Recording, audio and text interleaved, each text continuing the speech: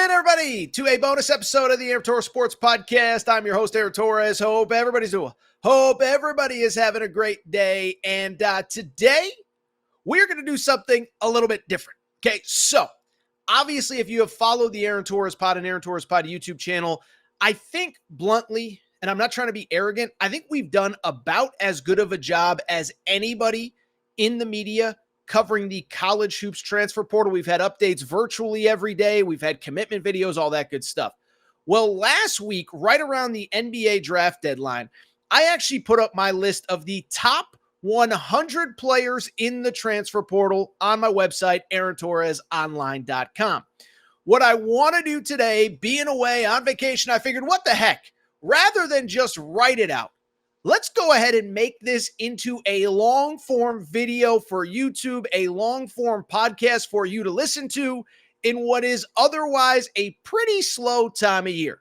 So what we are going to do, I am going to give you the top 100 players, in my opinion, my personal ranking in the college basketball transfer portal. Where did they come from? Where did they end up? And what kind of impact do I think that they will have for the 2024-2025 season? Bluntly, obviously, we are going to try to keep it quick. I will try to keep it under a minute per player. But of course, as you know, Torres can go long sometimes. So we're going to try to keep it under a minute per player. The only other caveat, we are recording on Wednesday, May 29th. This is the day of the NBA draft deadline. I bring it up because there are about 5 or 6 players on this list that have not officially announced if they're coming back to college basketball yet. Unfortunately, with the schedule, with the way things worked, this was the only time that I could record this video before really before the portal stuff really dies down, although it basically has died down already. And so I bring it up because there's going to be about 4 or 5 guys that by the time you listen to this, we may know that they're not returning to college. We may know that they are returning to college and where they are going to commit. So be aware of that, but wanted to do something fun. Top 100 players in the college hoops transfer portal.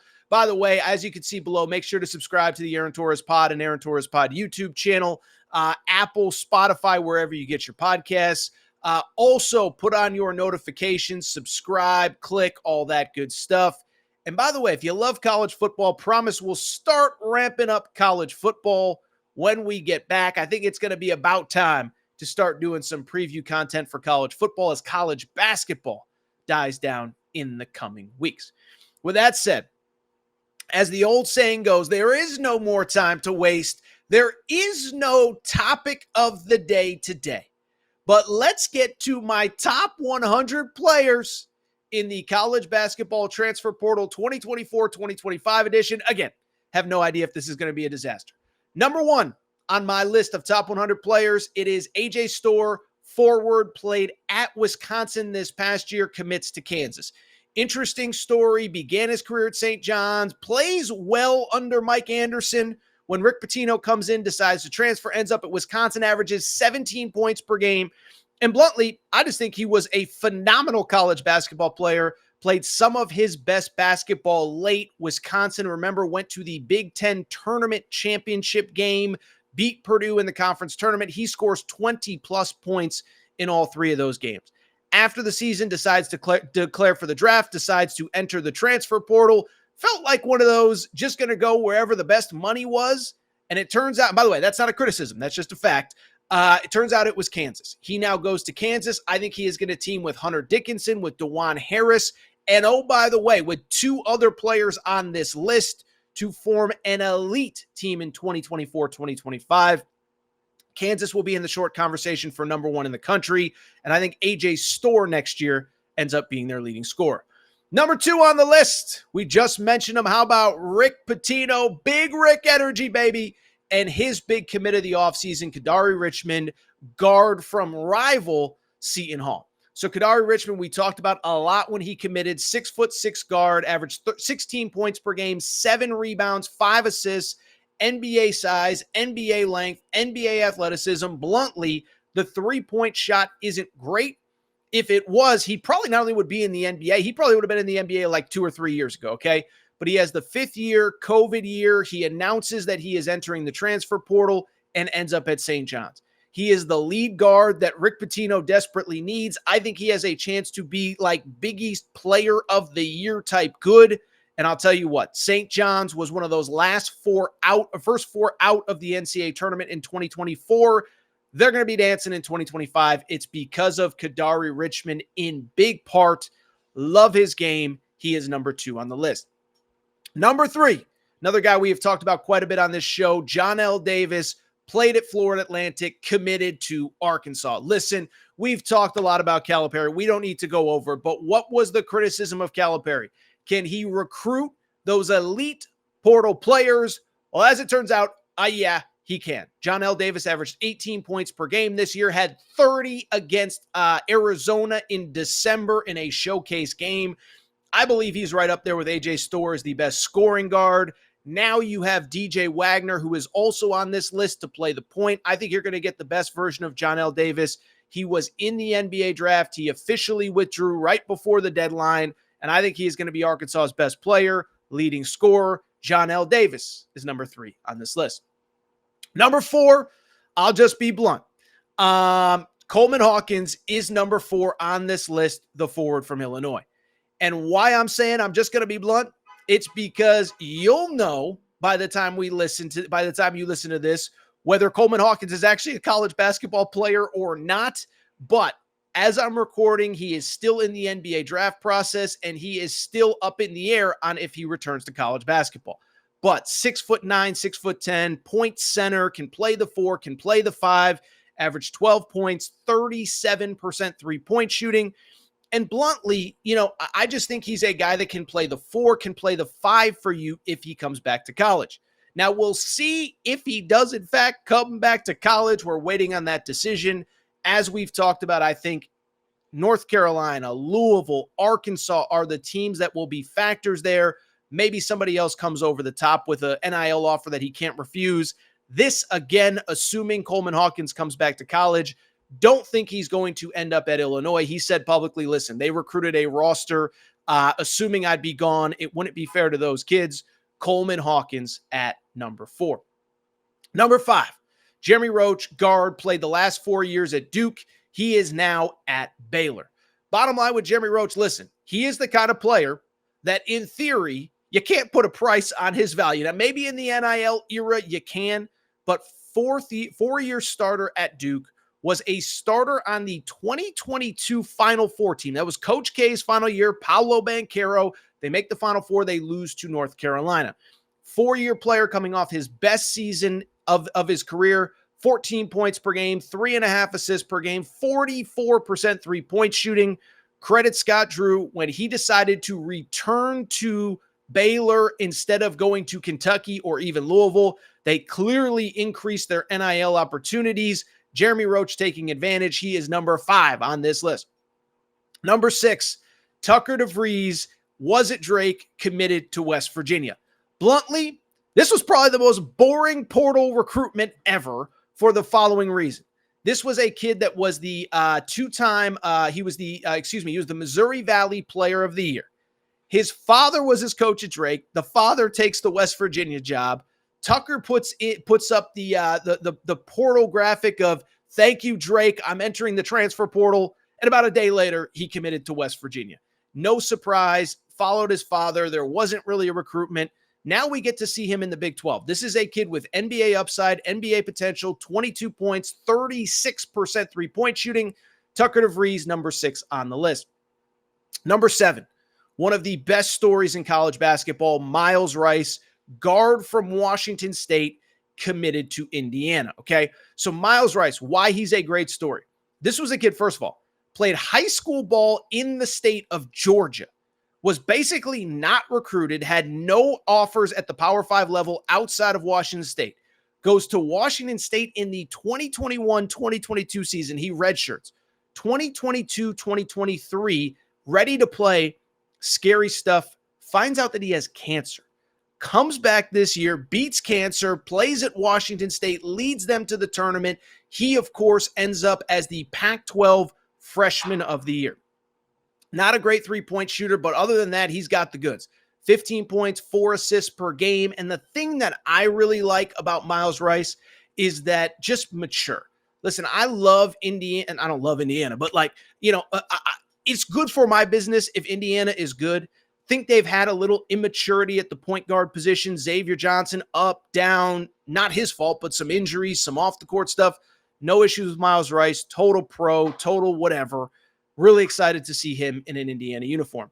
Number 8, another player that, as I'm recording, is in the NBA draft process. And this is one that I kind of think will probably stay in the NBA draft. Cam Christie, forward at Minnesota. This is not a 4th, 5th year guy looking for a bag. This is a kid that averaged 11 points per game, 39% three-point shooting as a freshman last year as a 6'8 forward in the Big Ten. Bluntly, I'd be shocked if he returns to college basketball. If he does, somebody is getting a future first-round pick. Cam Christie at number 8. Assume he will be gone. Not official yet. Remains to be seen. Number 9, Koby Brea, the first player who has committed to Mark Pope and Kentucky on this list. And what do I say about Koby Brea? Don't take my word for how good he is. All you got to do is know what his final 5 schools were when he entered the transfer portal. That final 5 were UConn, Kansas, North Carolina, Duke, and Kentucky. He chooses the Wildcats. What you need to know, of course, he was the best three-point shooter statistically for people who qualified under NCAA, that he had to meet a certain number of shots. But shot 49.8% from 3 on over 200 attempts last year. Koby Brea at number 9. And again, all you need to know is those 5 schools that were his finalists. Number 10, another Baylor guy, another Baylor Bear. Norchad Omier was at Miami, now at Baylor. Led Miami to the Final Four in the 2023 season, comes back this year, averages 17 points per game, 10 rebounds per game, basically a double-double machine as a 6'7", undersized forward center. This guy plays so hard. I think he's going to be so good at Baylor. Fun fact on him, he's from Nicaragua originally, trying to become the first ever person born in Nicaragua to someday play in the NBA. Well, guess what? First person from Nicaragua ever to make Torres' top 10 transfer portal players, and certainly in the 2024 cycle. Number 11, a player that right before the NBA draft deadline withdrew and announced a commitment. JT Toppin was at New Mexico, forward. Now he is at Texas Tech. Originally from Dallas, under-recruited guy, 133rd ranked player in the class of 2023. Goes to New Mexico, and oh, by the way, ends up as the Mountain West Freshman of the Year, averages about 12 points per game, 9 boards, ends up entering the portal as well as the draft. I think he could have stayed in the draft, ends up going to Texas Tech, committing to Texas Tech. Big win for Grant McCasland and that staff. JT Toppin, number 11. Number 12. Okay, so this is the first player that is actually not coming back to college that we know for sure. That is Jalen Wells, who also, like Miles Rice, played at Washington State. Really cool story. Averaged this past season, was an excellent player, 13 points per game, 42% three-point shooting. What was interesting about his story, began at the D2 level, was a D2 All-American at Sonoma State University, okay? For people who don't know the geography of California, Sonoma is wine country. So I just kind of envision him like almost like a Field of Dreams, like shooting hoops, just shooting on a cardboard backboard in a wine field, wine grapes, whatever. Well, just before we got set to record, he announced that he will not be coming back. It's a bummer, but I get it. 6'8", three-point shooter. His coach leaves. He will stay in the NBA draft. Lucky number 13, Kobe Johnson, wing. Was at USC, transfers to UCLA, the first of many UCLA Bruins that will play for Mick Cronin, our guy, Big Mick Energy. Kobe Johnson, really interesting player from the perspective that the offensive stats were good, 10 points, 5 rebounds per game, but at 6'6", averaged 2 steals per game. In 2 seasons, was twice on the All Pac-12 defensive team. You know that Mick Cronin loves toughness, size, physicality on the wing. Kobe Johnson at number 13. Number 14, another player who we do not know if he's coming back to college, and I'll be blunt. Some of you are going to be mad seeing this name if he does not come back. Jackson Robinson, the leading scorer for BYU, enters the NBA draft as of the day of the deadline. We don't know if he's coming back. If he comes back, we know the impact that he will have. 14 per game, 35% three-point shooting in the Big 12 last year. And if he does come back, think it comes down to one of two schools. Think most likely he will follow Mark Pope to Kentucky, probably be the star and the face of that rebuild. Also think there's a chance that BYU could sneak in the side door, although I think that's starting to fade a little bit. Jackson Robinson at number 14. We'll see if he stays in the NBA draft or withdraws. Number 15. If Jackson Robinson goes to Kentucky, he will be teammates with number 15. That is Lamont Butler from San Diego State, committed to Kentucky. Great story, great, everything. Final Four hero 2 years ago at San Diego State, and really brings a defensive toughness that will be much needed in the SEC next year. This was a guy that was the Mountain West Defensive Player of the Year, averaged right around double figures, but I think he's going to score more, and I think he's capable of scoring more in that Mark Pope system. If you want to know how valuable Mark Pope seems to think that he is, remember, this kid entered the portal on a Wednesday night, like 10-11 Eastern time. By Friday morning, the entire Kentucky staff was on a private jet to the West Coast to meet with him and got his commitment that day.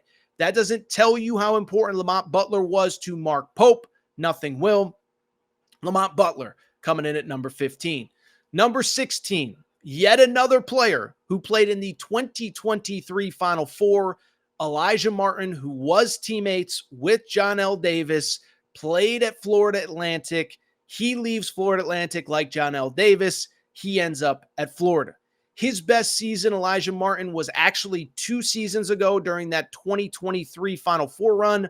14 points per game, 40% three-point shooting, and now he's headed to Florida to play for Todd Golden and the Gators. Like his game, the only thing I'm interested in is Todd Golden. When he committed, he said that Todd Golden saw him as a point guard. I'm not sure that I totally see it, but Florida, in my opinion, is a top 20 team. He will be in a backcourt with Walter Clayton, and the Gators have a chance to be elite. Number 17. Told you there would be more future Kansas Jayhawks on this list. 17, Zeke Mayo was at South Dakota State, ends up at Kansas. What's interesting about Zeke Mayo and worth monitoring, we now have a pretty good track record that guys from the Summit League are stepping up in competition and having success at the Power 5, Power 4 level. Remember, 2 years ago, Baylor Shireman leaves South Dakota State, goes to Creighton. He's going to get drafted this year.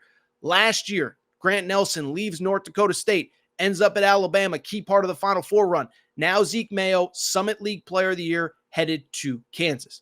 Think he'll play off the ball, but he can handle the ball. I think he just fits really well with DeJuan Harris, with AJ Storr, and another player on this list.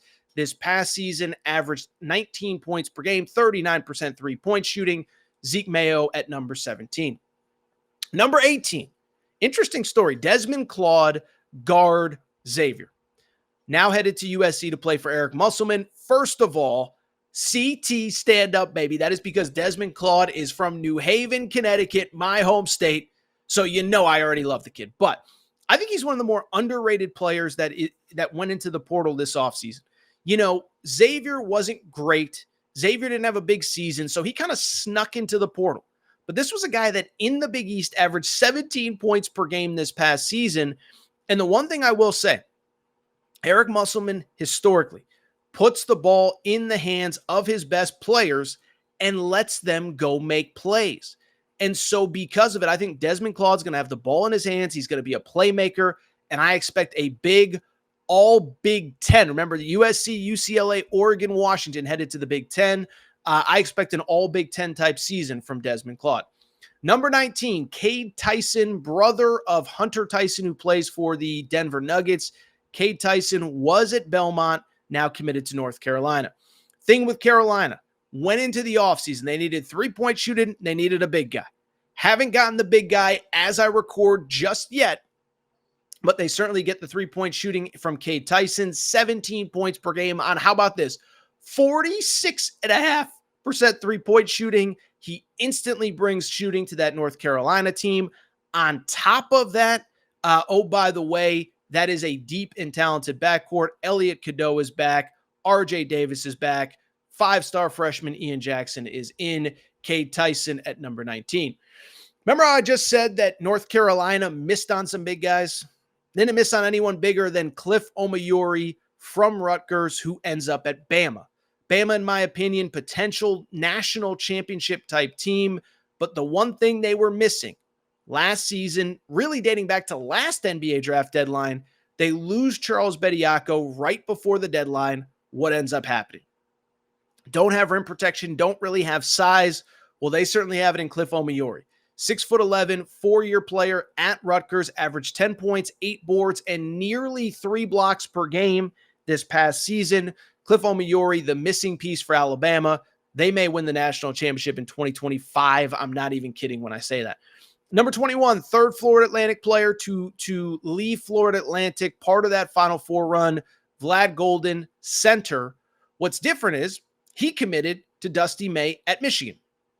Now, there were some reports about could Dusty May get all these kids into school? Michigan admissions is weird. We remember what happened with Caleb Love last year. There were issues with the football team. Well, Vlad Golden is in, and that is a very good player. 16 points per game, 7 rebounds, nearly 2 blocks, 7'1". Listen, you need size in the Big Ten. Even as the Big Ten changes, even as it expands, you need 7-footers. This kid is that. And oh, by the way, he's not the only one. Stay tuned for another Michigan big man coming up. Number 22. I think this is a player that I have higher relative to these other rankings than just about anybody. Jordan Pope, guard from Oregon State. 6'2", not super big, but you know what? The dude is just a winner, and the dude just makes plays. 18 points per game, 37% three-point shooting, has the ball in his hands. I think he has a chance to be really good in the now SEC for Texas. Hit a couple big shots, couple buzzer beaters. I don't blame him because Oregon State wasn't good. I think he is going to be a star at Texas next year. Ironically, the player that he is going to replace at Texas, number 23 on this list, Tyrese Hunter, guard, was at Texas, headed to Memphis. Listen, interesting story. He entered the portal 2 years ago. And at the time, he was deemed as like the best player in the portal. Never, kind of just was the same guy at Texas for 3 straight years. Never really evolved beyond what he is, which is a lead guard, super athletic, can get to the rim, not a great three-point shooter. Although in his defense, 11 points per game, 34% this year was his best three-point shooting mark, along with 4 assists per game. Obviously, in that Penny Hardaway system, wide open, features point guards, Javon Quinterly this year. Last year, the year before, it was Kendrick Davis. Tyrese Hunter will be in that role. He is at number 23 on this list. 24, by the way, we'll get to about 35, 36, take a quick break. 24, Oumar Ballo was at Arizona, committed to Indiana. Listen, I look at these top transfer lists. I saw Oumar Ballo as the number 1 ranked player in the portal. I like the kid. I think that's a little bit much, but he's a very talented player, especially relative to what he's going to need to do at Indiana. Big, physical, really changes the game on both ends of the court. 13 points per game, 10 rebounds per game this year. And really, you just, again, in the Big Ten, you need size, you need physicality. He brings it. Now, against certain opponents, he's not going to play as much. He can't really shoot. Everything's really within 5 feet of the basket. But listen, there's a reason he was so coveted. There was a reason that Indiana, the reports were well over $1 million in NIL money promised to Oumar Ballo. Not here to criticize. This is the era that we live in. Oumar Ballo at 24. 25, a player who is certainly going to ruffle some feathers on this list, Trey Towson, was at Oakland, now at Arizona. Why is he going to ruffle feathers? He was a big part of that team that stunned Kentucky in the opening round of the NCAA tournament, was the Horizon League Player of the Year. Now he moves on to a spot that I think he kind of fits perfectly. He averaged 17 a game, 37% three-point shooting, and he's going to kind of slide into that Pella Larson role, big 4, stretch guy. That's how Tommy Lloyd plays. I think he has a chance to be really good at Arizona. Trey Towson at number 25. Number 26, maybe the most controversial guy on this list. I don't think it's controversial, but some do. DJ Wagner was at Kentucky, now at Arkansas. Listen, we've talked so much about DJ Wagner. He just committed right before the deadline. I don't get the hate. First of all, averaged 9.5, just under 10 points per game as a freshman in the SEC. Played really well pre-injury. Comes back from injury. By the way, Kentucky did not play well when he was out. Lost to Tennessee at home. Lost to Florida at home. They struggled without him. He comes back. Reed Sheppard's ascending. Rob Dillingham's ascending. And he was kind of the odd man out. Thought he handled himself well. Thought he wasn't great, but he's coming off an injury. It's a weird dynamic with Rob and Reed ascending. But remember, this team was at its best when DJ Wagner was playing his best. It allowed Reed Sheppard to play off the ball. It allowed Rob Dillingham to come off the bench. I like DJ Wagner. I believe in DJ Wagner. I believe in him and John L. Davis in a backcourt together. DJ Wagner at number 26. Number 27, promised there would be another Kansas Jayhawk on the list. There is Rylan Griffin, who was part of Alabama's Final Four team last year, has committed to Kansas and really brings something of significance to them, which is three-point shooting. This was a guy that frankly, three-point shooting was an issue for Kansas this past year. He shot 39%, 11 points per game for a Final Four team. He had 19 in that big win over North Carolina in the Sweet 16. Really like Rylan Griffin, like how he fits with the other guys Kansas has brought in. Rylan Griffin at 27. 28, interesting player. Chucky Hepburn, great name, by the way. Was at Wisconsin the last 3 years, now at Louisville. Listen, I said it a minute ago with Jeremy Roach. You can't put a price on having a veteran guard who has played college basketball, knows what the sport is about, and knows how to handle himself, especially in a league like the ACC.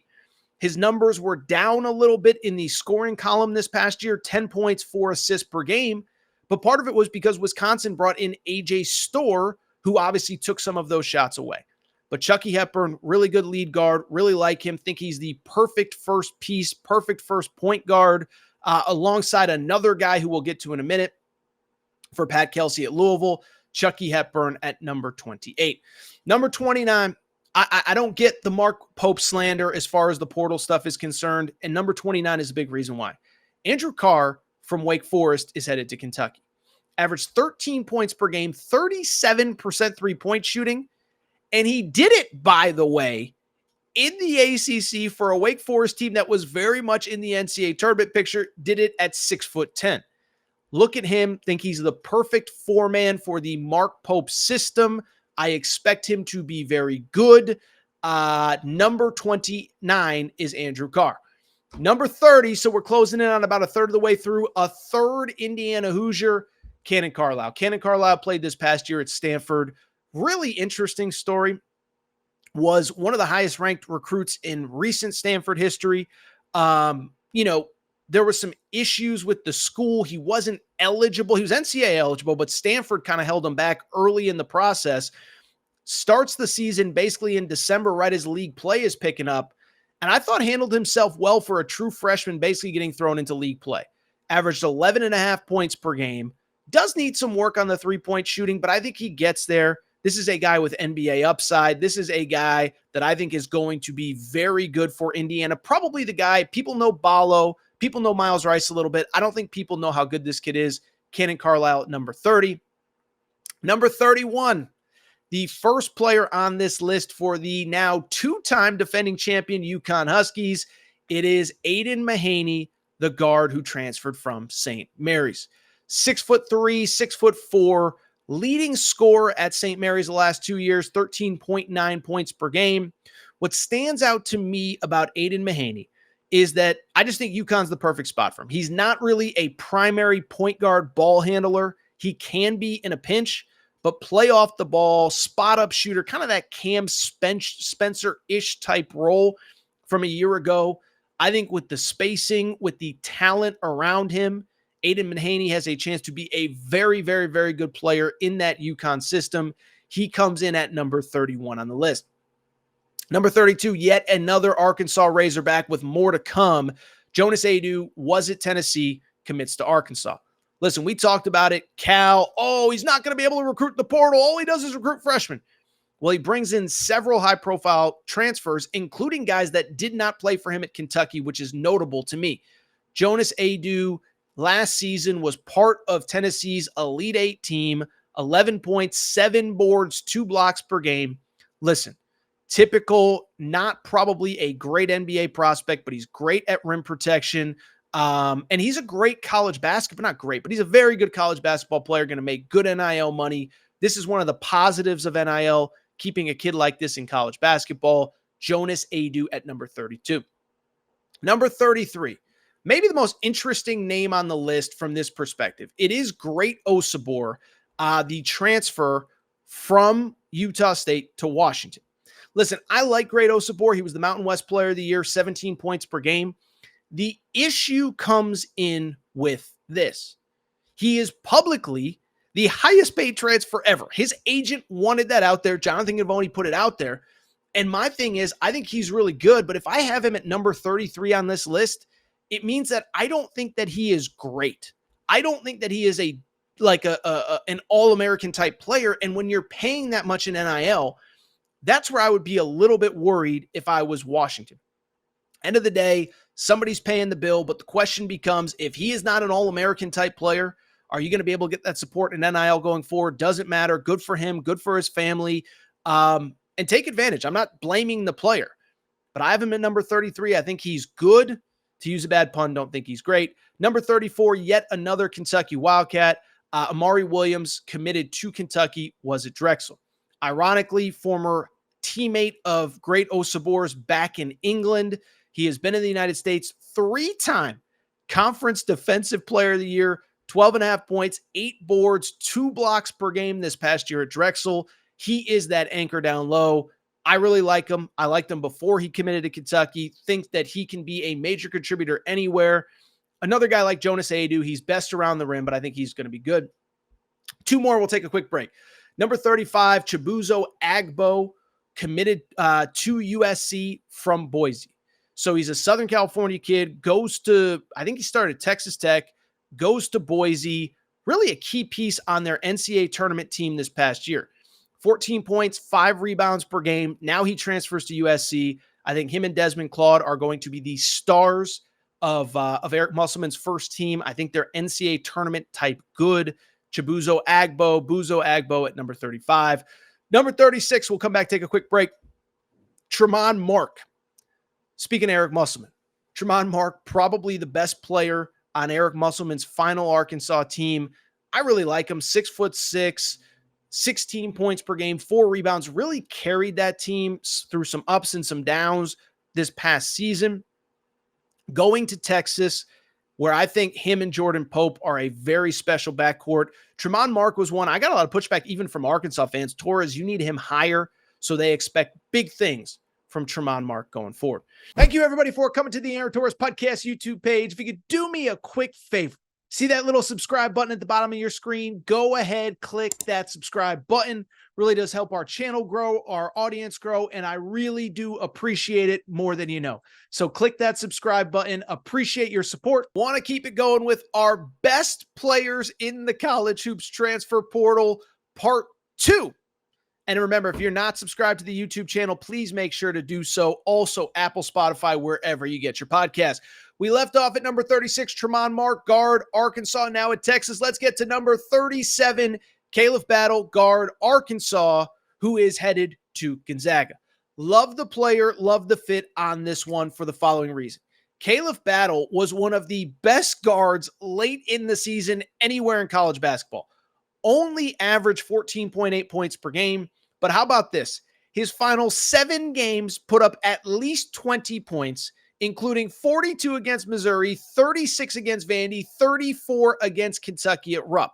Well, now he's headed to Gonzaga. He is headed to a place where they're going to need a little bit of scoring. I like Gonzaga, but the one thing that team really lacked was a lot of scoring in the backcourt. I like Nolan Hickman. I like Ryan Nembhard. I think Caleb Battle can be like a 20-point-a-game scorer at Gonzaga. Perfect fit. Love Caleb Battle, headed to Gonzaga. Speaking of Gonzaga, number 38 on this list, Michael Ajayi, okay, forward from Pepperdine. He too is headed to Gonzaga. Interesting about him, played at Pepperdine. Pepperdine fired Lorenzo Romar early, late February. They play one of the earliest conference tournaments. So this kid entered the portal like the first week of March. He was able to enter before the portal even opened and basically committed to Gonzaga like a week later. So he's been in the bag forever. Big forward, can handle the ball, which is kind of interesting. 17 points per game, 42% three-point shooting. Love the fit at Gonzaga. I have Gonzaga as a preseason top, probably about 5-6 team in the country, in large part because of those two transfers. Number 39, Malik Mack, guard from Harvard, who is transferring to Georgetown. Listen, Ed Cooley has not had a lot of big recruiting wins since he got to Georgetown, but this one is huge. Guard from the DC area, super athletic, 17 points per game, 5 assists per game at the Ivy League level. And I think two things. One, I think he has the size and the athleticism where I don't think it's going to be this huge jump athletically, and I think he's going to be able to compete in the Big East. Two, don't see this as like a one and done type guy where he transfers up and he leaves. Just finished his freshman year. So he's a guy that I think by the time he's a junior, a senior, could potentially be an all Big East kind of guy. Great get for Ed Cooley. This is a guy, if you factor in that he could be there for 3 years, could end up as one of the best players this portal cycle. Number 24, Achor from Samford, committed to Kansas State. So remember, Samford, they play really fast. Buckyball is what it's called. Well, he was kind of the head of the snake, basically, for lack of a better term. 6'8", 6'9" forward, 43% three-point shooter. And it was funny because, remember, Samford almost upset Kansas in the first round of the NCAA tournament. Bring it up to very simply say he is now headed to Kansas's biggest rivals, Kansas State. Bill Self basically said after that game against Samford, I never want to see any of those guys again. Buckyball, I don't want it. Well, now he's going to see him twice, maybe 3 times a year at Samford. Number 41, one of my favorite players in the portal, Adou Thiero, forward at Kentucky, who is now headed to Arkansas. Listen, don't let the stats fool you on this kid. 7.5 points, 5 rebounds per game. I will tell you, as somebody who clearly watches a lot of college basketball, I don't know that I ever remember a player improving more one season over another than Adou Thiero from his freshman to his sophomore year. So much confidence, so much physicality. I believe this is a player with major NBA upside. Give him another year, maybe 2. He will be playing in the NBA. Crazy athletic, plays hard. I think he was one of the few guys on that young Kentucky team last year that kind of had the defensive toughness needed to compete at the highest levels. Love Adou Thiero. He's following John Calipari to Arkansas. 42. Another player I got a lot of pushback on for where I had him ranked, Terrence Edwards Jr., guard, played at James Madison, who is committed to Louisville. Louisville fans thought he should be higher, and I get it. 6'6", 17 points per game, about 3.5, 4 assists per game for a James Madison team. Remember, they won 30-plus games. They won at Michigan State to open the regular season. And oh, by the way, they also, on top of that, beat Wisconsin in the opening round of the NCAA tournament. He's now headed to Louisville. I think him and Chucky Hepburn will be one of the best backcourts in all of college basketball. Terrence Edwards at number 42. Number 43, Ryan Conwell, a guard from Indiana State, who is now committed to Xavier. Interesting thing about Indiana State. Remember, Indiana State at one point was ranked in the top 25. I think should have been in the NCAA tournament. They end up being the NIT runners-up. Bring it up because they had that kid, Robbie Avila, who everybody called Kareem Abdul-Jabbar. He got all the headlines. Ryan Conwell was their best player. 16.5 points per game, 41% three-point shooting. He is now headed to the Big East to play for Sean Miller. Think he'll be really good. He's going to take a lot of Desmond Claude's minutes. Remember, Desmond Claude, of course, was the player we referenced early who transferred from Xavier to USC. Really like Ryan Conwell, number 43.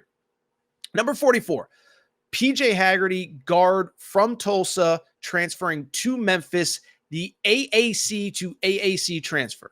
He was the AAC Freshman of the Year, 21 points per game. Only thing I don't love about him, because Memphis fans were really mad that I didn't have him higher. 21 points per game, just does not shoot the ball very well. Shoots about 29% from 3. Listen, if this guy could shoot the 3-point ball, He might be in the NBA right now. He's coming back. I expect him to be able to score. The thing is, consistently. Can you do it? Can you whatever? I believe he's a very good player. I just worry a little bit about him. But when you average 21 points per game in the AAC, you can ball. PJ Haggerty at number 44. Number 45, a guy that we certainly talked about quite a bit over the last couple weeks, Chaz Lanier, guard, North Florida, who committed to Tennessee. We obviously talked about him because it was a Tennessee versus Kentucky recruiting battle. It comes down to the wire. He picks the home state Vols, 19 points per game, 44% three-point shooting. He's one that I could see it going either way. I could see him being much better than it shows on this list because, I think Rick Barnes is a very good coach, but he really only had one really high-profile year, and I'm just curious to see how he transfers to the Power 5 level. Same time, though, I guess it's Power 4 now. The Pac-12 doesn't exist, but in basketball, we have the Power 5 with the Big East, whatever. Bottom line, I'm curious to see how it translates to Tennessee. He's going to get buckets. It's just, is he going to be like a 13-point-a-game scorer that can get you 20 on any given night, or is he going to be like a 19-game scorer that can get you 28 on any given night? Fascinating to watch. 6'4" from Nashville. He, of course, is a Tennessee Vol. Number 46, another guy on this list, another Louisville Cardinal that I like a lot, Kayshawn Pryor, 6'10" forward, played at South Florida, is now headed to Louisville. Different kind of forward. He's 6'10", but he shoots a lot of threes, 13 points, 8 boards per game this season, shot 36% from behind the three-point arc. I'll tell you this, he might have been an NIL winner this offseason because Louisville had a lot of money put aside for Great Osabor. Great Osabor chooses Washington. This kid commits a day later. So I'm thinking he probably got a nice little bag from Louisville, but I think he has a chance to be really good. Kayshawn Pryor at number 46. Number 47, another former South Florida Bull, Chris Youngblood, who transfers from South Florida to Alabama. Thing that he does really well, he shoots the crap out of the ball. And I think it's easy to forget, Alabama, outside of Mark Sears and a kid named Latrell Wrightsell, who was kind of in and out of the lineup all year with injuries, they didn't really shoot the three-point ball super well this season despite making the Final Four. Well, Chris Youngblood, that isn't going to be a problem. This past season, shot 41% from three on about 5 attempts per game. He's going to be really good in that Nate Oates system. Chris Youngblood at 47. 48, Doug McDaniel was at Michigan, transferring to Kansas State. A lot to like, a lot to worry about a little bit with Doug McDaniel. On the court, he was phenomenal. 16 points, 4.5 assists per game. You can do that in the Big Ten. You can play anywhere in college basketball. This was the kid, though, also remember that there was a time during the season where Juwan Howard announced he wasn't traveling with the team on the road because his academics apparently were not in shape. Obviously, he had to get that all figured out to transfer. I assume there's not going to be any issues going forward, but just something to keep an eye on. I can't imagine there'd be an issue at this point, but Doug McDaniel, as long as he's on the court, really good guard, headed to Kansas State. Number 49, as we approach the halfway point of this ranking, Miles Kelly. How about this? Just committed over Memorial Day weekend to producer Matt's alma mater, Auburn, the Auburn Tigers. 6'6" forward, Georgia Tech's leading scorer each of the last 2 years. Really athletic, not a great three-point shooter, 32%. But I'll tell you what, man, Bruce Pearl's got himself a heck of a squad between Janai Broome, Chad Baker-Mazara, all the guys coming back. Now you add this guy on the wing. Love the fit. I think I said it on the Aaron Torres pod last week. You talk about an offseason where we spent so much time talking Kentucky, Tennessee, whatever. I think that Auburn might be a sneaky team that could surprise people, maybe win the SEC next year because of those returnees, because of the transfers. Miles Kelly at number 49. We have hit the halfway point. Number 50 on this list, TJ Bamba, guard, was at Villanova, goes to Oregon. And what's interesting about these portal lists, when you have these guys now that are entering multiple times, I find it fascinating.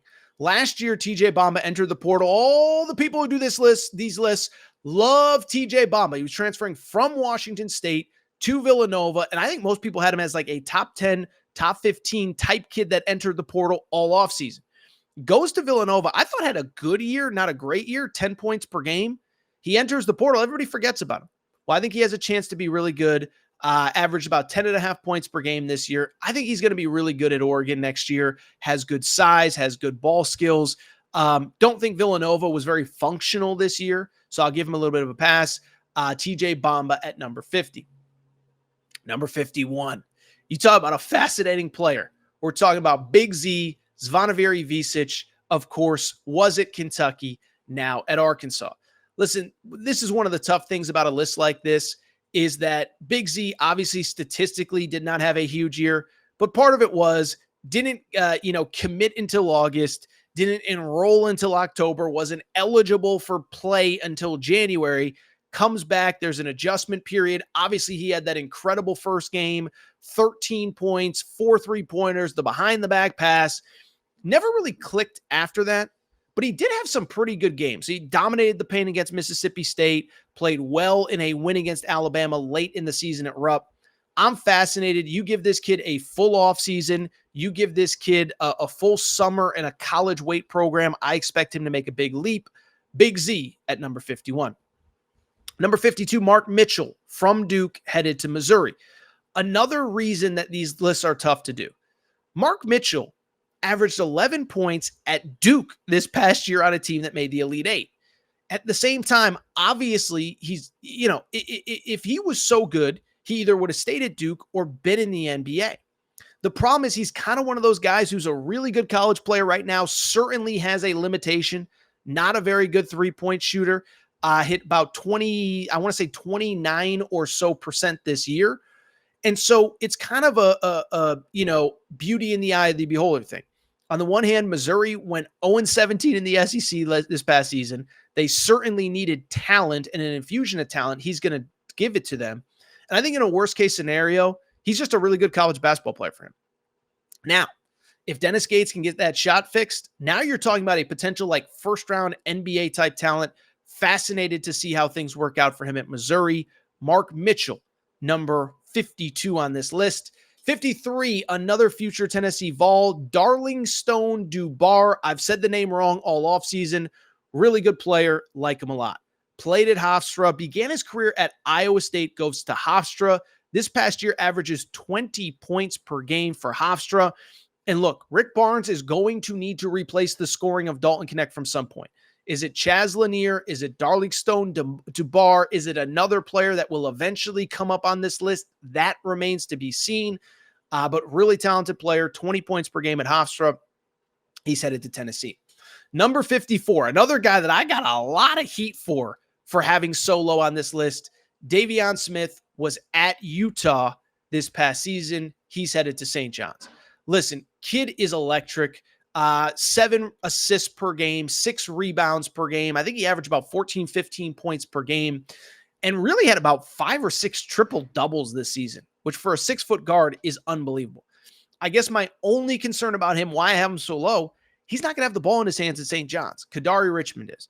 Now, do I think Rick Pitino would have taken him if he didn't think that he could find a way to use him?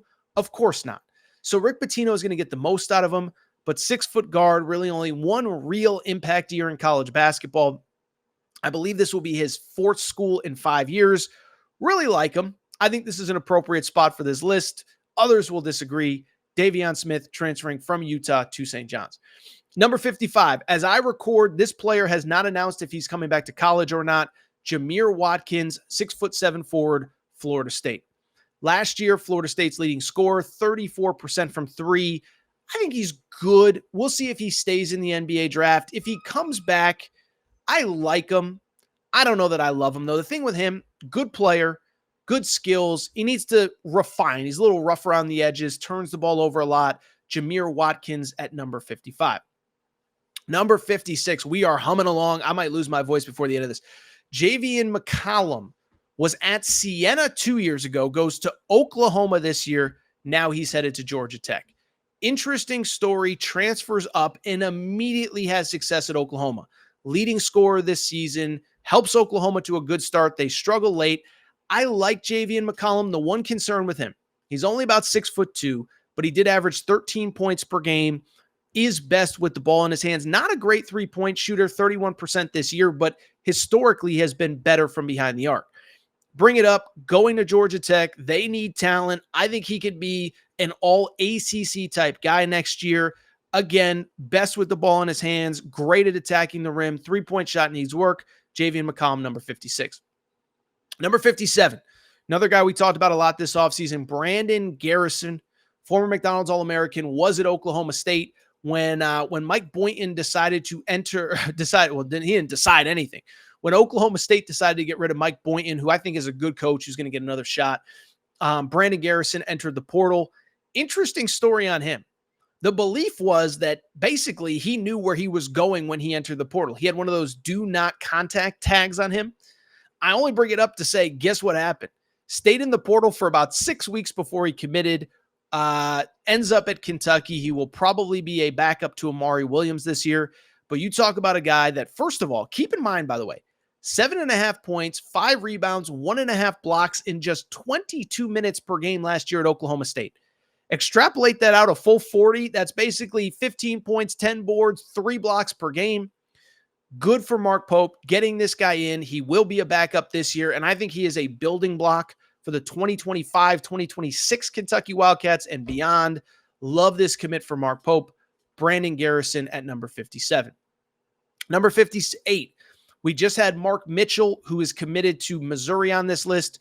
Tony Perkins, guard from Iowa, has also committed to Missouri. Again, I know I've said it a few times. You cannot put a price on veteran, steady point guards. That's exactly who Tony Perkins is. 15 points per game this past year, just under 5 assists per game for an Iowa team. Missed the tournament this year, but he won a lot of games at the college level. At Iowa, 3 straight NCAA tournaments prior to this past season. Played with Luka Garza, played with Keegan Murray, played with Chris Murray, played with a lot of high upside guys, a lot of NBA guys.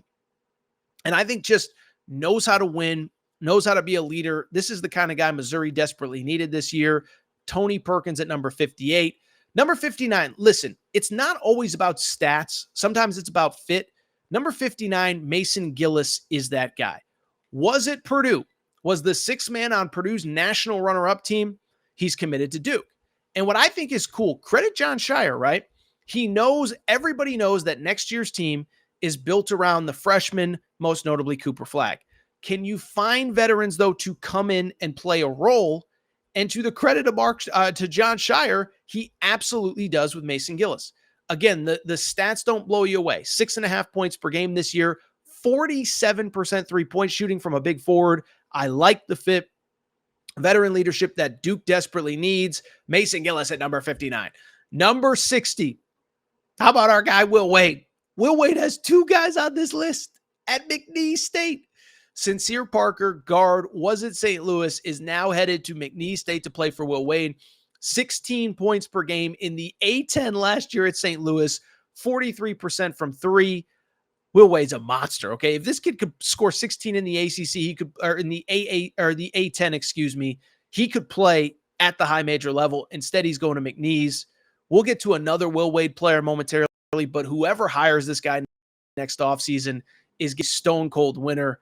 Sincere Parker at number 60. Number 61, JP Pegues, also headed to the Auburn Tigers, producer Matt's alma mater. This was a guy, hit a buzzer beater 2 years ago in the NCAA tournament. Furman upsets Virginia. Well, this past year, steps up 18 points per game, 4.5 assists per game, 36% three-point shooting. Really good guard, a little bit small, but I think it was an upgrade overall this offseason for Auburn. You lose Aiden Holloway, who's on this list. You lose Trey Donaldson to Michigan, but you're bringing in Tahad Pettiford, really good guard, and then you're bringing in J.P. Pegues, as I said. Miles Kelly's more of a wing, like what Bruce Pearl did. As I said a minute ago, I think they are a sleeper. Number 62, I think is just an example of a kid that sometimes a fresh start is just good for everybody. Kylan Boswell, who was at Arizona and is now transferring to Illinois. Listen, this kid came out of high school. Every Arizona fan listening knows 17 years old when he came out of high school. Comes in as a backup. This year, he's the starter. It doesn't quite work out. It doesn't mean he can't play, though. He had some really high highs, including 12 points, 8 rebounds, and 5 assists in a win at Duke. If you can go for 12, 8, and 5 at Duke, you can play college basketball. He's from Champaign. He's transferring back to Illinois. Sometimes a fresh start is just good for everybody. Kylan Boswell at number 62. Number 63, the second transfer for the two-time defending champion UConn Huskies, Terrace Reed Jr., center from Michigan. Listen, bottom line, UConn has won back-to-back titles. They play the two big guys, the two-headed monster at center. 2 years ago, it was Adama Sanogo and Donovan Clingan. This year, it was Donovan Clingan and Samson Johnson. Next year, it's Samson Johnson and Terrace Reed. This past season, averaged 9 points per game, 7 boards, 1.5 blocks. The thing that impressed me about this kid is that he was a kid who I believe in a bad situation at Michigan where they weren't winning games, he played hard every single night. Give him credit. I think Dan Hurley is going to love coaching this kid, Terrace Reed Jr. at number 63. Number 64, ironically, a center who is headed to Michigan from Yale by the name of Danny Wolf. 7-footer. Listen, he's another one. I saw some of this like, he's a top 5 player in the portal. Listen, he's really good. 7-foot center, 14 points, 9 boards per game, about 36% three-point shooter at Yale this year. I don't think he's like a day one difference maker in the Big Ten, but he is 7 feet.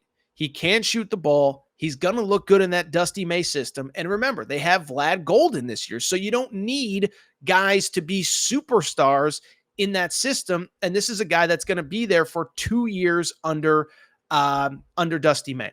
Love what Dusty May did. They have another guy on this list that we'll get to momentarily. Danny Wolf from Yale to Michigan, number 64. Number 65. This is a Torres special.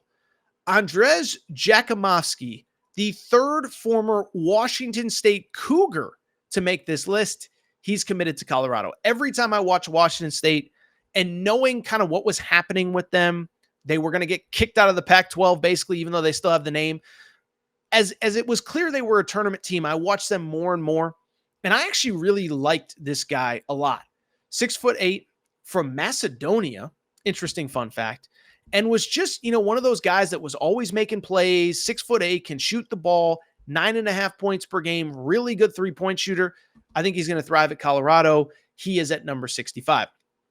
Number 66, the third Tennessee Vol on this list, new Tennessee Vol, Igor Milicic Jr.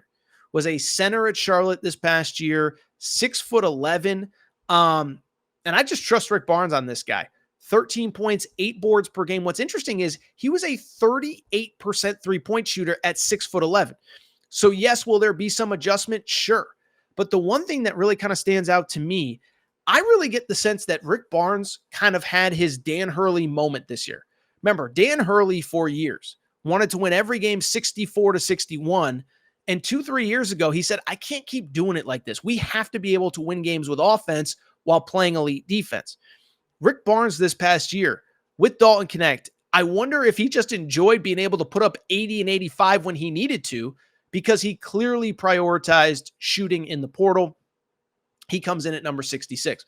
Number 67, another name we have talked about a lot of late, Wooga Poplar, played at Miami, is now in the transfer portal, is not yet committed.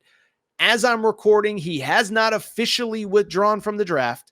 My guess is, though, that he will sometime soon, because he's already got some visits lined up over the next couple weeks in the portal.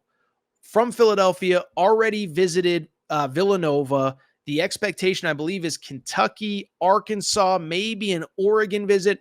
6'4", 13.5 points per game. Think he has the chance to put up buckets wherever he ends up next year. And clearly, based on the schools prioritizing him, people believe in him. Number 68, another player who fits a profile that we mentioned earlier, Eric Daly Jr., forward from Oklahoma State, who is now committed to UCLA. Like Brandon Garrison, played as a freshman at Oklahoma State, 9.8 points per game, 4.8 rebounds. But this kid is athletic, and he is tough, and he is what UCLA was desperately missing last year. Just didn't have a lot of size and toughness on the wing. Whatever Mick Cronin had to do to get, because UCLA historically has not been able to get a lot of transfers in, not take 4, 5, 6 transfers in an offseason. Well, they got a slew of them, and I think Eric Daly and Kobe Johnson on the wing are going to be big-time difference makers. Love him. Love his fit. Love what he will bring to UCLA. Eric Daly Jr. at number 68. We'll do a few more. We'll take another break.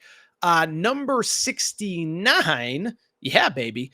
Joshua Jefferson, forward from St. Mary's. So listen, St. Mary's, boring team. Let's be honest. We didn't watch a lot of them.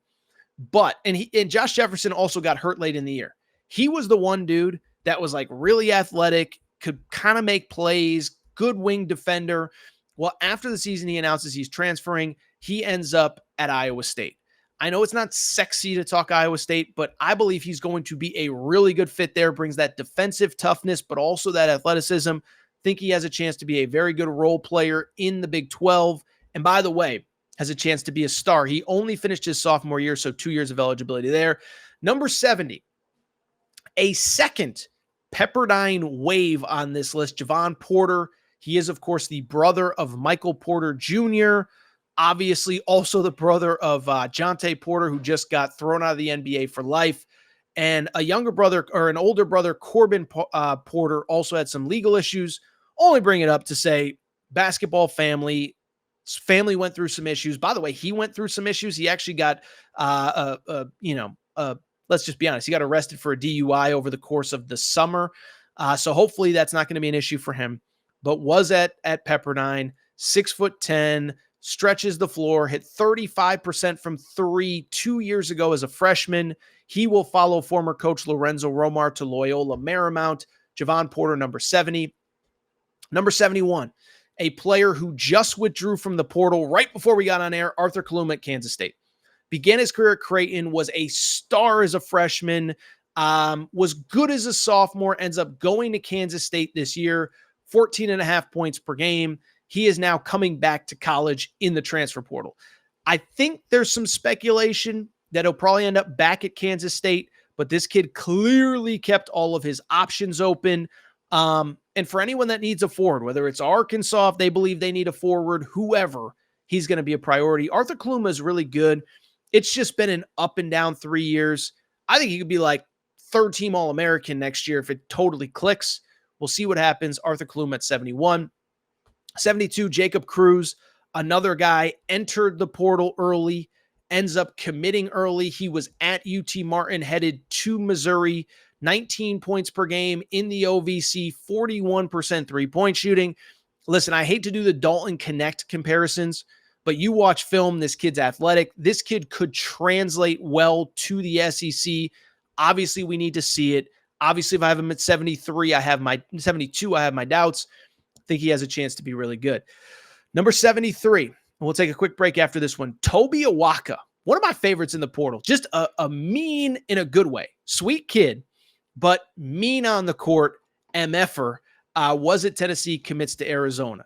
Don't let the stats fool you. 5 points, 4 boards a game, but he brought toughness and physicality to Tennessee, an Arizona team that frankly probably needs a little bit of that. It will not be the worst spot for him to land.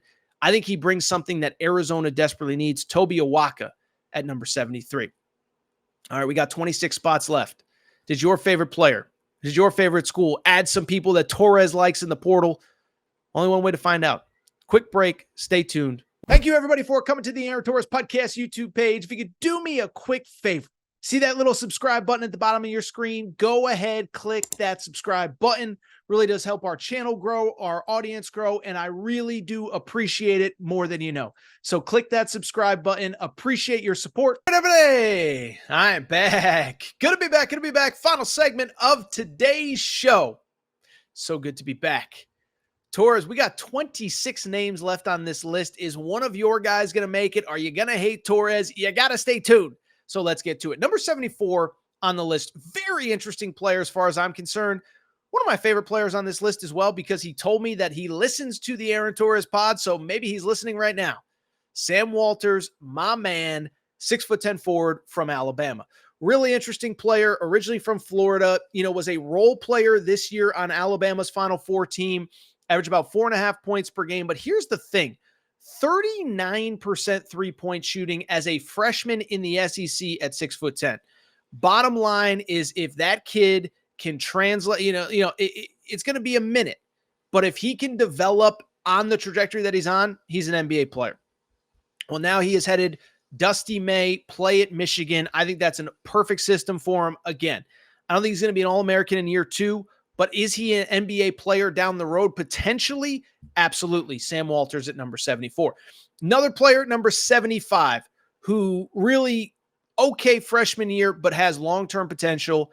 Aaron Bradshaw, center, was at Kentucky, now is at Ohio State. This is a big win for Ohio State because Aaron Bradshaw has NBA potential.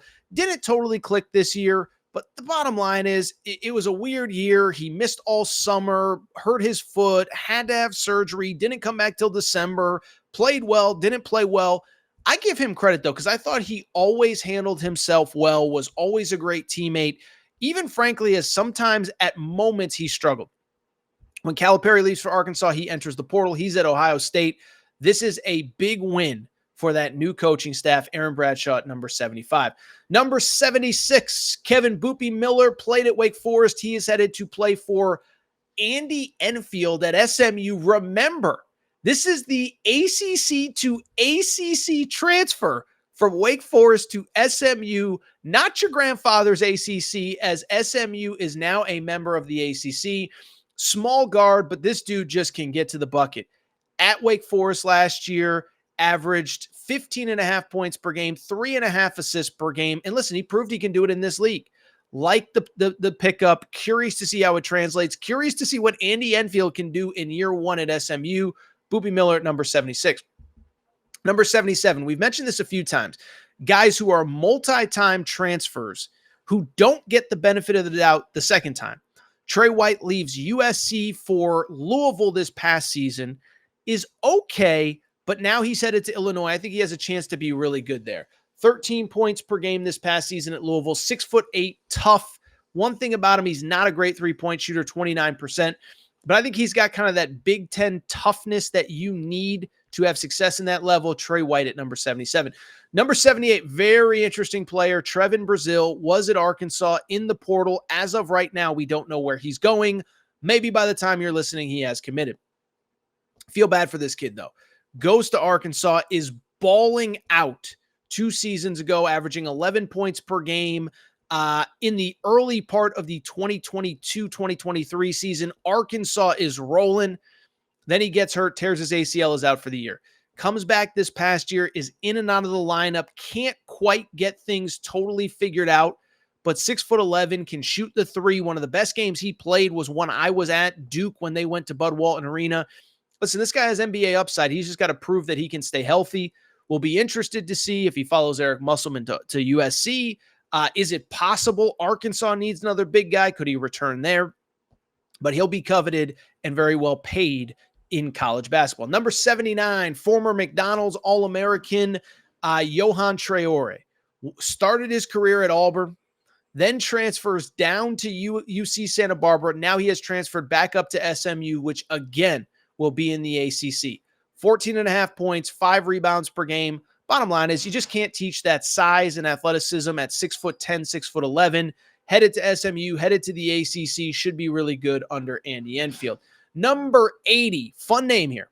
Frankie Fidler played at Omaha, is now headed to Michigan State. Michigan State doesn't do a ton in the portal, but I really like the fit here. Averaged 20 points per game, 36% three-point shooting. Listen, they lose Tyson Walker. They lose A.J. Hoggard, who just missed this list, a transfer who's now headed to Vanderbilt, and they needed scoring in the backcourt. Frankly, Frankie Fidler gives them that 20 points a game at Omaha. Should be really good. Number 81, fascinated by this kid, Andrej Stojakovic, Stanford, who is now transferring to Cal.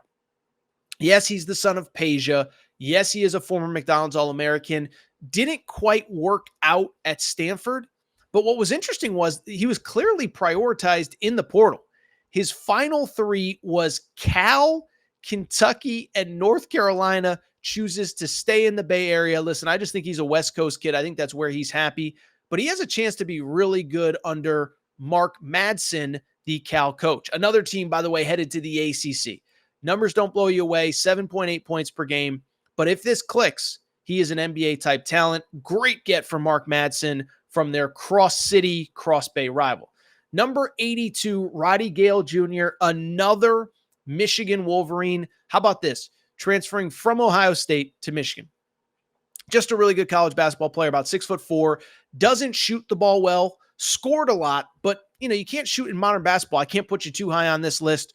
28% from three, but averaged 14 points per game at Ohio State, decides to enter the portal, decides to go to Ohio State's biggest rival, Roddy Gale, at 82. 83, another interesting one, Pop Isaacs. On the positive side, 16 points per game in the Big 12 at Texas Tech. Should mention he is transferring to Creighton. Did deal with some off-the-court issues, legal issues, though. The charges were, the case was eventually dropped. I don't even know if there was charges. So I'm not here to criticize or critique him, but there was a legal situation. He's also, by the way, coming off surgery. I believe he's having hip surgery this offseason. If it clicks, he could be a star for Creighton next year. I just don't, we just got to see. Surgery, off-the-court issues. Creighton's kind of a weird team in transition. Pop Isaacs at number 83. Number 84, I'm betting on the upside here. Layden Blocker was at Arkansas, commits to DePaul. Remember, we had DePaul coach Chris Holtmann on this show just a few weeks ago. Former top 30 recruit Layden Blocker kind of just got lost in the shuffle year one at Arkansas, but 6'2", lefty. I saw him in person, played really hard. I think he has a chance to be the face of the rebuild for Chris Holtmann at DePaul. I don't think he's going to be like an all Big East type guy next year, but can I see him being an all Big East type guy in 2025, 2026 as a junior or senior? I could. I think DePaul is going to be good under Chris Holtmann, and Layden Blocker's at 84. 85, yet another UCLA Bruin, and it won't be the last one. William Kyle III, South Dakota State to UCLA. We mentioned Zeke Mayo earlier from South Dakota State. William Kyle III was a defensive force in that league at the center position.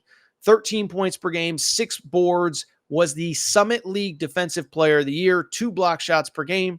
And it goes back to what I said a few minutes ago with Kobe Johnson and Eric Daly Jr. Clearly, Mick Cronin prioritized toughness and defensive intensity. He gets another good one in William Kyle. Number 86, we mentioned it. We said there was going to be a second McNeese player on this list. Brandon Murray transfers from Ole Miss to McNeese State. Interesting story on this kid, by the way. Began his career playing for Will Wade at LSU. Was the SEC Freshman of the Year in 2022. Will Wade gets fired. He goes to Georgetown, is the leading scorer at Georgetown. Patrick Ewing gets fired, then decides to transfer to Ole Miss. It just doesn't work out. He's with a guy that he trusts in Will Wade.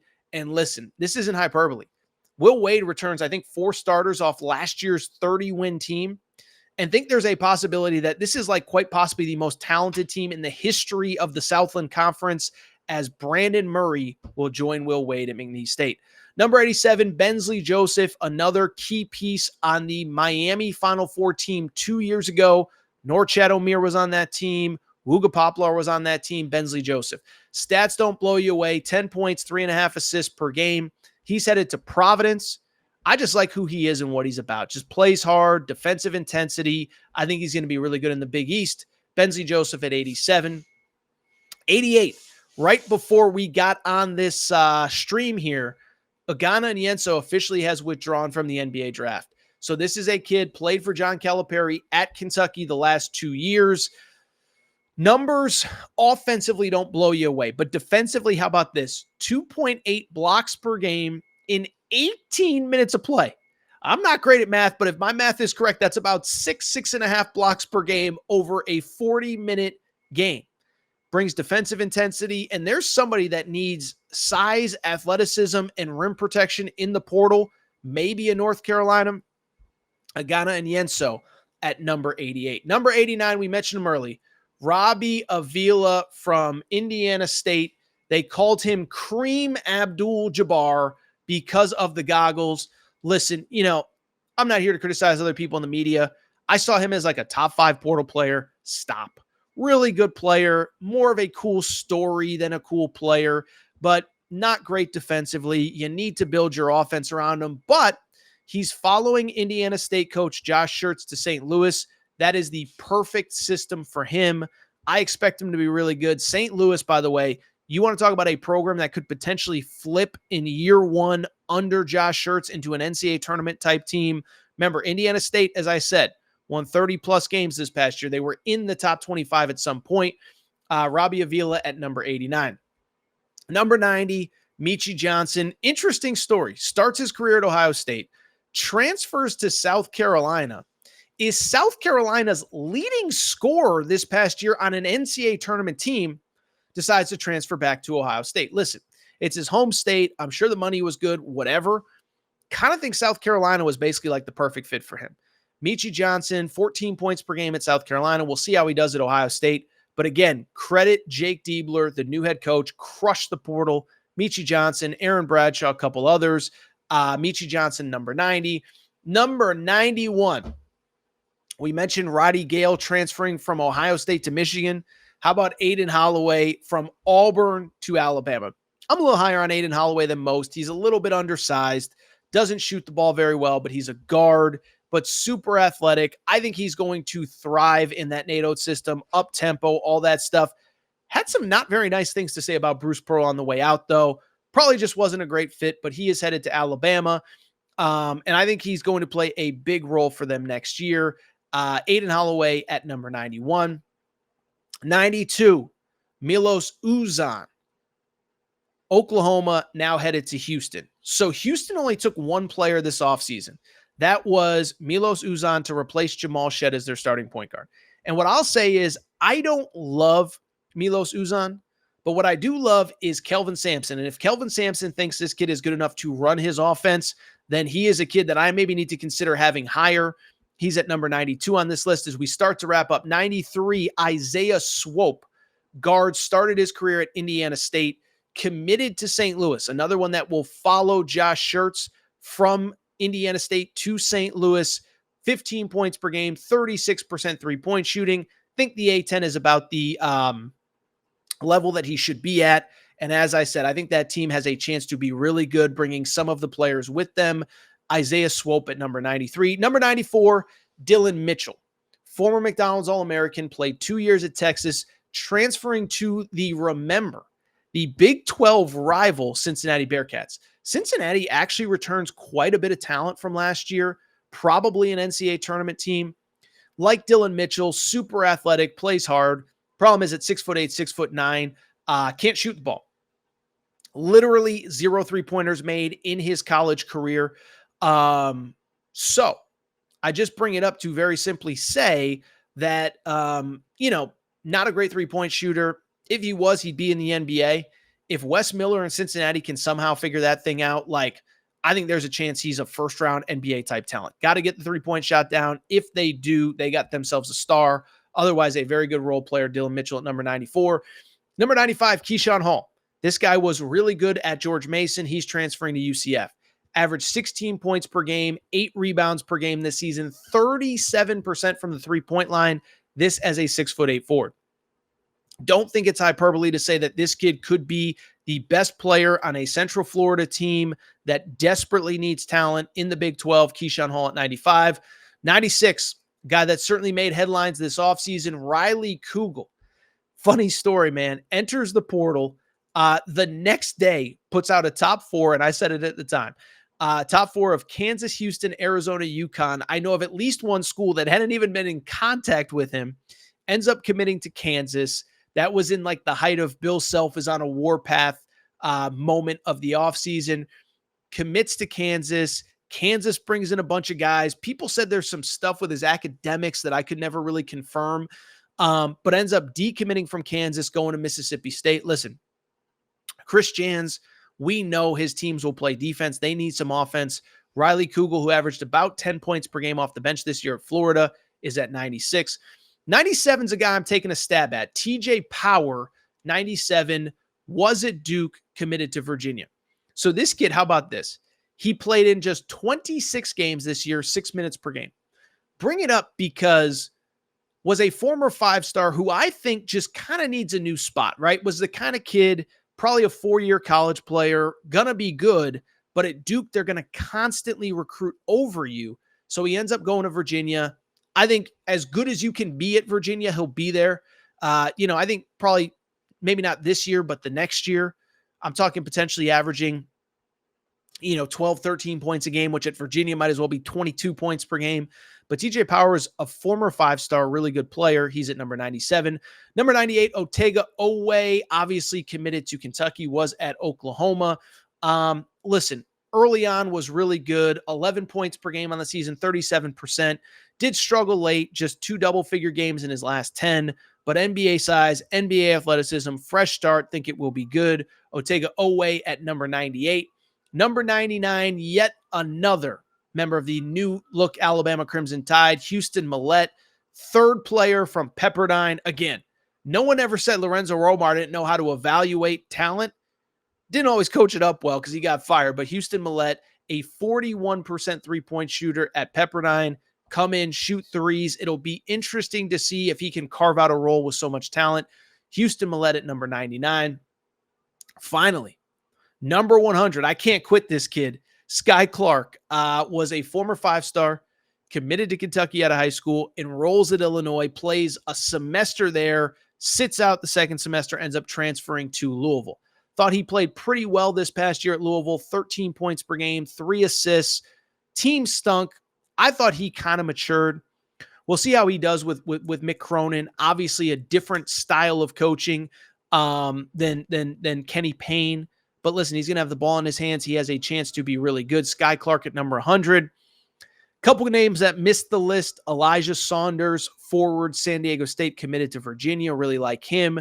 Sean Stewart, another Duke guy. I just couldn't justify putting him on the list, but he's headed to Ohio State.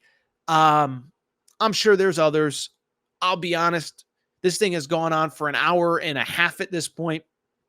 So I think we're going to get out of here. But those are your top 100 players. And if you don't like any of the picks, please take it up with producer Matt. All right, I'll tell you what. I think I'm going to go ahead and get out of here. If you're not subscribed to the Aaron Torres Sports Podcast, please make sure to do so. Apple, Spotify, Amazon Music, Google Music, wherever you listen to podcasts, make sure to subscribe. Make sure to rate and review the show. Go ahead, give us a quick 5 stars. Let us know what you like, what you don't like, all that good stuff. If you're not subscribed on YouTube, by the way, if you made it to the finish line of this, I appreciate you because that was a heck of a journey, those last 100 names. So appreciate everybody's support, appreciate everybody and what you guys do for this show. I think we're going to get out of here, though. Torres is wiped out. That's all for today's show. We'll be back later in the week. I have an interview I think you'll like, but that's all for today's show. Appreciate your support.